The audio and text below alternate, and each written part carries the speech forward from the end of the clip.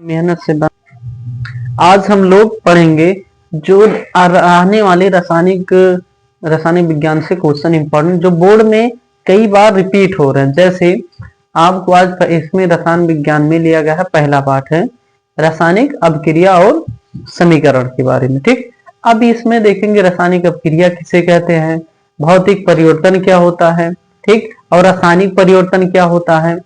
उसके बाद में अभिकारक क्या है, उत्पाद क्या है, इसके बारे में देखेंगे। और संतुलित रासायनिक अपक्रिया किसे कहते हैं, फिर रासायनिक अपक्रिया के प्रकार के बारे में आज इस सब के बारे में थोड़ा थोड़ा पढ़ा जाएगा। तो पहले पार्ट 1 है, फिर पार्ट 2 पार्ट 3 में खत्म कर दिया जाएगा, ज्यादा लंबा, लेकिन इसमें समझने के लिए थोड़ा लंबी वीडियो हो सकती है, लेकिन देखेंगे समझेंगे। अब पहला है रासायनिक अपक्रिया किसे कहते हैं, क्या होता है रासायनिक अपक्रिया। पहला क्या भैया, रासायनिक अभिक्रिया। रासायनिक अभिक्रिया, अभिक्रिया, अभिक्रिया, रासायनिक अभिक्रिया। जैसे इसे समझने के लिए आप लोग चैनल को भी सब्सक्राइब करिए। जैसे आप लोग चैनल को सब्सक्राइब करेंगे तो हम लोग क्या उत्साह बढ़ेगा कि हाँ इसमें लाइव जुड़ रहे हैं, इसमें जुड़ रहे हैं, तो हम बनाने के लिए उत्साहित रहेंगे कि हाँ वीडियो बनाते रहें। ठीक, अब देखते हैं रासायनिक अपक्रिया। मान लीजिए जैसे रासायनिक अपक्रिया जब कोई अकेले,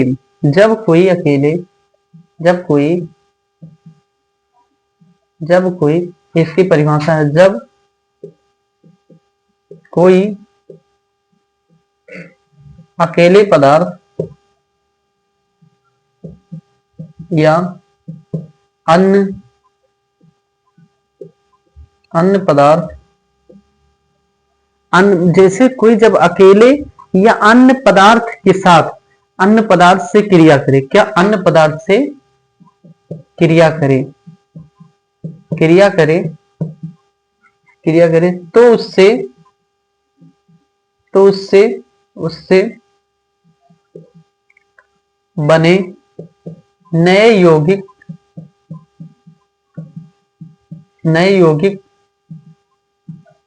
पदार्थ को क्या कहा जाता है, रासायनिक अपक्रिया कहते हैं। क्या कहते हैं, रासायनिक अपक्रिया कहते हैं। जब अकेले कोई पदार्थ या अन्य कोई पदार्थ से क्रिया करके नए यौगिक पदार्थ का निर्माण करे, उसे क्या कहते हैं, रासायनिक अपक्रिया कहते हैं। अब जैसे एग्जांपल देख लीजिए, जैसे मान लीजिए C+O2, ठीक, अब ये क्या बन जाएगा, CO2, ये क्या है भैया, क्या बन गया, ये अकेले या अन्य कोई पदार्थ से क्रिया करने पर कोई नए मतलब इसमें नया यौगिक पदार्थ बनता है, उसे क्या कहते हैं, रासायनिक अपक्रिया। अब देखेंगे भौतिक परिवर्तन क्या होता है, जैसे पढ़ेंगे, फिर इसके बाद भौतिक परिवर्तन। जैसे भौतिक परिवर्तन किसे कहते हैं, वैसा पदार्थ या मान लीजिए वैसा परिवर्तन जिसे हम दोबारा प्राप्त कर सकते हैं, उसे क्या कहा जाता है, भौतिक परिवर्तन। जैसे मोम का गलना हो गया, अगर मोमबत्ती लाइए, उसमें गरम कर दीजिए, गरम करके उसमें पानी में गरम कर दीजिए, वो बन जाए, पानी गरम कर दीजिए, फिर वो पिघल जाएगा। पूरा पिघलने के बाद तो फिर दोबारा उसे मोमबत्ती मतलब बनाया जा सकता है। दूसरा क्या है, जल का वाष्प होना, जल मतलब क्या होता है, बर्फ में बदलना। अगर कोई पानी बर्फ में बन गया है तो उसे पानी बनाया जा सकता है, तो ये क्या है, भौतिक परिवर्तन होता है। रासायनिक परिवर्तन किसे कहते हैं, ऐसा परिवर्तन जिसे दोबारा प्राप्त ना किया जा सके। जैसे मान लीजिए कि ईंधन का जलना, अगर लकड़ी एक बार जल गई तो दोबारा उसका हम प्रयोग नहीं कर सकते हैं। ठीक, दूसरा क्या है, दूध से दही बनना। जैसे एक दूध से दही बन जाता है, लेकिन दही से दूध नहीं बनेगा, दूध से फिर दूध लाएंगे, फिर दही बन जाएगा। फिर उसके बाद कपूर का जलना, अगर कपूर एक बार जल गया दोबारा उसका क्या प्राप्त नहीं कर सकते ना, दूध से दही बन गया तो दोबारा फिर हम दही से दूध नहीं बना सकते हैं।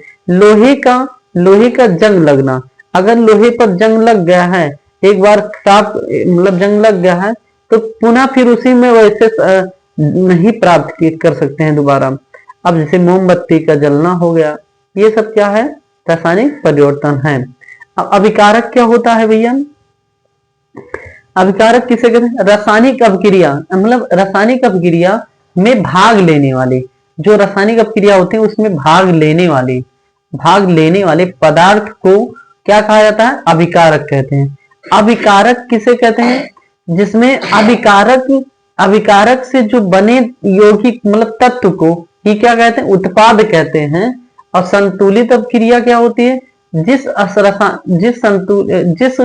अभिक्रिया में अभिकारक और उत्पाद दोनों सम्मिलित होते हैं, उसे क्या कहा जाता है, संतुलित अपक्रिया कहा जाता है। ठीक, अब रासायनिक अपक्रिया कितने प्रकार की होती है, कई निम्नलिखित प्रकार की होती हैं, जैसे ऊष्माक्षेपी, फिर ऊष्माशोषी, फिर द्विविस्थापन, फिर वियोजन। अब वियोजन हो गया, संयोजन हो गया, सही मतलब इसके कई प्रकार है, इसके बारे में हम लोग आज पढ़ेंगे। ठीक, अब इसे रफ कर देते हैं, रफ करते हैं।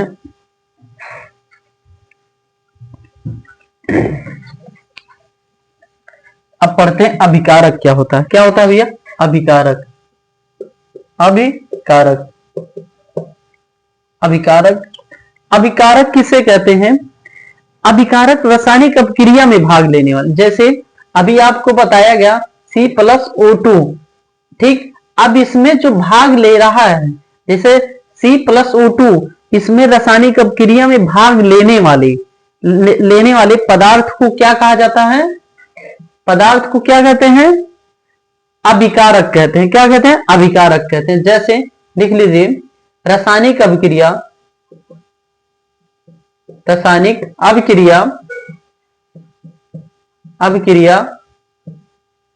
अभिक्रिया में भाग लेने वाले पदार्थ को क्या कहते हैं भैया, पदार्थ को अभिकारक कहते हैं। जैसे मान लीजिए जैसे Mg2Mg+O2, ठीक, ये क्या बन जाएगा, 2MgO, ठीक। मैग्नीशियम ऑक्साइड, मैग्नीशियम, अगर मान लीजिए C+O2 तो क्या बन जाएगा, CO2 बन जाएगा। कार्बन और ऑक्साइड से क्रिया करने पर हमें ये क्या है, अभिकारक है। क्या है, अभिकारक। तो बोला कि रासायनिक अभिक्रिया में भाग लेने वाले पदार्थ को ये क्या है, अभिकारक है। भाग ले रहे हैं रासायनिक अभिक्रिया में, तो उसे क्या कहा जाता है, अभिकारक। उत्पाद क्या कहा जाता है, इसे रफ कर देते हैं। अब हाँ, जो मार्कर उत्पाद क्या होता है, उत्पाद किसे कहते हैं, जब अभिकारक मतलब रासायनिक अपक्रिया में भाग लेने वाले जो उससे बने यौगिक को क्या कहा जाता है, उत्पाद। जैसे मान लीजिए C+ क्या है, O2, अब इसमें बन क्या जा रहा है भैया, अब ये क्या G है और ये क्या है, S वाली। अब इसमें बनेगा क्या, CO2, ये क्या है, उत्पाद होगा। क्या होगा, उत्पाद। क्या होगा, उत्पाद कहलाता है। ये क्या होगा, अभिकारक। जो अभिकारक से बने यौगिक को क्या कहा जाता है, उत्पाद होता है। क्या होता है, उत्पाद। अब ये आपको समझ में आ गया होगा, मिटा देते हैं। अब उत्पाद के बाद एक चीज बच जा रहा है हम लोग का। उत्पाद के बाद जैसे आपको बताया गया कि भौतिक परिवर्तन क्या होता है, क्या होता है, भौतिक परिवर्तन, ये छूट जा रहा था। भौतिक परिवर्तन आपको बताए हैं वैसे कि वैसा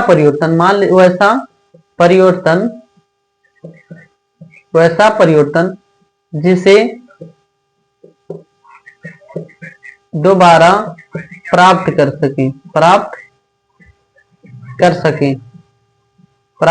सकें, तो उसे क्या कहा जाता है, भौतिक परिवर्तन कहते हैं। जैसे मान लीजिए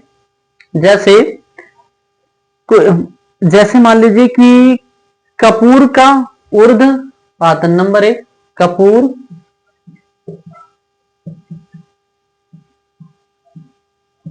ऊर्ध्वपातन, ठीक। दूसरा क्या है, मोम का गलना। गलना, अगर मोमबत्ती के या किसी चीज में या जो बर्तन वगैरह होते हैं उस पे रख कर गला दीजिए, फिर उसका दोबारा बनाया जा सकता है। ठीक, चाहे रंग बिरंगा उसमें रंग डाल के बनाए, चाहे जैसे बन जाएगा। ठीक, अब ये होगा मोम का जलना। अब देखेंगे हम लोग रासायनिक परिवर्तन क्या होता है, इसे रफ कर देते हैं भैया। रासायनिक परिवर्तन, अब रासायनिक परिवर्तन किसे कहते हैं? रासायनिक परिवर्तन, रासायनिक परिवर्तन वैसा परिवर्तन जिसे हम दोबारा प्राप्त ना कर सके। जैसे मान लीजिए, जैसे मोम का जलना। अगर एक बार मोमबत्ती जल गई, क्या होगा? दोबारा हम प्राप्त कर सकते हैं? नहीं, पिघल जाएगी। दूसरा क्या है? दूसरा कपूर का जलना। कपूर का जलना, कपूर का जलना, अगर कपूर को जला दीजिए दोबारा हम प्राप्त नहीं कर सकते हैं। और तीसरा है दूध से दही, दही बनना। दूध से अगर दही बना दे, दोबारा हम दही से दूध नहीं बनाया जा सकता है। ठीक, फिर चौथा है लोहे का जंग लगना। लोहे का जंग लगना। ठीक, फिर पांचवा है ईंधन का जलना। ठीक, ईंधन का जलना। अब कपूर का जलना, बस इतना क्या है, इसके रासायनिक परिवर्तन के उदाहरण को समझा जा सकता है, देखा जा सकता है। ठीक, अब इसे रफ करते हैं, बढ़ते हैं। संतुलित समीकरण। अब संतुलित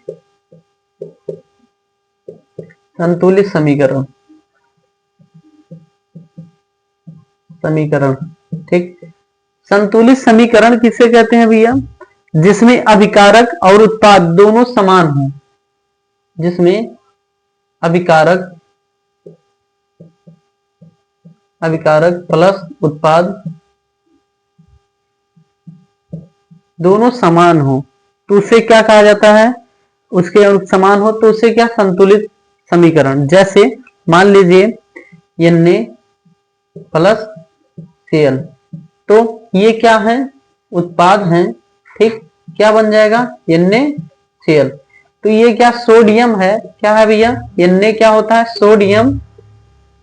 सोडियम। ये क्या है? क्लोरीन। ये क्या बन गया भैया? नमक। क्या बन गया भैया? नमक। या सोडियम क्लोराइड। अब आप कह सकते हो कि सोडियम ऐसी एक धातु है जिसे केरोसिन मिट्टी के तेल में रखा जाता है और हथेली पे रखने पर ये पिघल जाकर चाकू से काटने पर कट जाती है। ठीक, अब इसके बारे में होगा। अब देखेंगे रासायनिक अभिक्रिया कितने प्रकार की होती है, इसे रफ करते हैं भैया। आपको हर एक क्लास जैसे हर एक टॉपिक समझाने का प्रयास करेंगे, ठीक, जो पेपर में आपको समझ में आ जाए। जैसे रासायनिक अभिक्रिया, रासायनिक अभिक्रिया के प्रकार,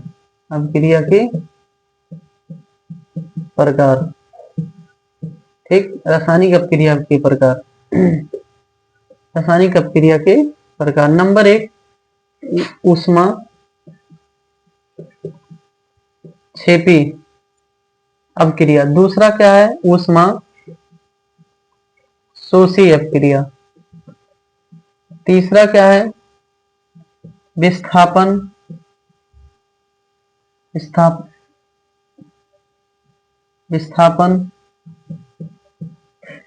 विस्थापन के बाद है संयोजन अभिक्रिया के बाद है वियोजन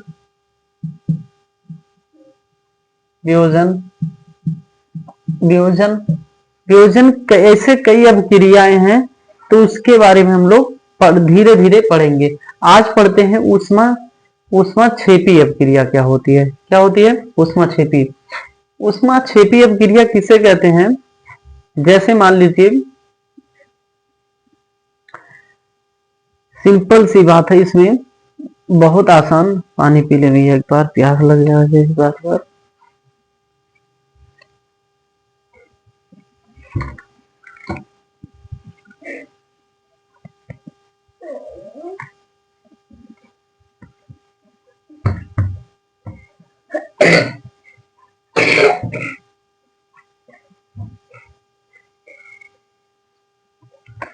इसका मतलब वैसी अभिक्रिया, वैसी अभिक्रिया, अभिक्रिया, वैसी अभिक्रिया क्या हो, वैसी अभिक्रिया जिसके फलस्वरूप, जिसके, वैसी अभिक्रिया जिसके फलस्वरूप, फलस्वरूप ऊष्मा, ऊष्मा बाहर निकले, बाहर, बाहर निकलती हो, बाहर निकलती हो, उसे क्या कहते हैं, ऊष्मा क्षेपी अपक्रिया कहते हैं। क्या कहते हैं, ऊष्मा क्षेपी अपक्रिया। जैसे ऊष्मा क्षेपी अपक्रिया, जैसे मान लीजिए कि, लेकिन इसमें तापमान बढ़ जाता है। जो निकाय का दूसरा पॉइंट क्या है, इसमें निकाय का तापमान बढ़ जाता है, किसमें बढ़ जाता है, ठीक, इसमें। जैसे मान लीजिए, जैसे, जैसे इसमें क्या होगा भैया, जैसे C, जैसे मान लीजिए C प्लस O2, ये क्या है G, फिर ये क्या बन जाएगा, CO2 गैस के रूप में बन जाता है, ठीक। इसमें क्या है, बोला कि प्लस क्या होगा भैया, ऊष्मा, ऊष्मा, ठीक, इसमें क्या हो जाएगा, ऊष्मा। अब जैसे दूसरा क्या है, जैसे इसमें विखंडन अपक्रिया आ जाएगा ऊष्मा क्षेपी में, जल, मतलब जैसे दूसरा नंबर 1, दूसरा, अब इसे रब कर देते हैं ऊपर का, दूसरा विखंडन अपक्रिया, विखंडन अपक्रिया, अपक्रिया। तीसरा है विखंडन अपक्रिया के बाद है जल में CO2 का घुलना, जैसे जल में CO2 का घुलना, ठीक। चौथा 4 नंबर है, 4 नंबर में जल में चूना का घुलना, जल में, जल में चूना का घुलना, घुलना, ये क्या कहलाती है, ऊष्मा क्षेपी अपक्रिया के उदाहरण हैं। आप इसको समझ में आ गया होगा, ठीक। अब बताते हैं ऊष्मा शोषी अपक्रिया क्या होती है, क्या होती है, ऊष्मा शोषी अपक्रिया। अब ऊष्मा, जो ये ऊष्मा शोषी अपक्रिया है, ये मान लीजिए कि वैसी अपक्रियाएं, वैसी अपक्रिया जिसके जिसके फलस्वरूप, जिसके फलस्वरूप, फलस्वरूप जो निकाय होते हैं, क्या हो, उसका तापमान क्या होना चाहिए, कम होना चाहिए, क्या होना चाहिए, कम होना चाहिए। जैसे इससे क्या कहते हैं, जो इसका ऊष्मा, ऊष्मा शोषी अपक्रिया है, जो इसका निकाय, निकाय, निकाय का तापमान, तापमान घट जाता है, क्या क्या जाता है, घट जाता है, घट जाता है, ठीक। क्या हो जाता है, घट जाए, तो उसे क्या कहते हैं भैया, ऊष्मा शोषी अपक्रिया। जैसे मान लीजिए N2 है और N2 प्लस क्या ले लीजिए, O2 ले लीजिए, N2 और O2 प्लस क्या लेंगे, ऊष्मा, क्या लेंगे भैया, प्लस ऊष्मा, ऊष्मा। अब हमें क्या मिल जाएगा, 2NO। तो ये क्या होगा, ऊष्मा क्या हो जाए, उसके निकाय क्या हो जाएंगे, घट जाएंगे। अब क्या हो जाता है, घट जाता है, तो ये नाइट्रोजन है, ये ऑक्सीजन है, तो ये क्या बनेगा, ये क्या बन जाएगा, नाइट्रोजन ऑक्साइड बन जाएगा, ठीक। अब देखेंगे और क्या है, वाष्पोत्सर्जन होता है, दूसरा वाष्पो उत्सर्जन, ठीक। तीसरा क्या है, वाष्पीकरण क्रिया, वाष्पीकरण क्रिया, वाष्पीकरण। अब आज इतना आपको बताया गया, कल आपको बताया जाएगा विस्थापन, संयोजन, वियोजन, वियोजन के प्रकार और प्रकाश, जितने ये सब अपक्रिया हैं, कल आपको अच्छे से समझाया जाएगा। आप लोग मेहनत से अच्छे से लाइक करिए, लाइक करिए, सब्सक्राइब, शेयर करिए, और मनोबल हम लोग का बढ़ाते रहिए, जैसे क्लास आपको मिलती रहे।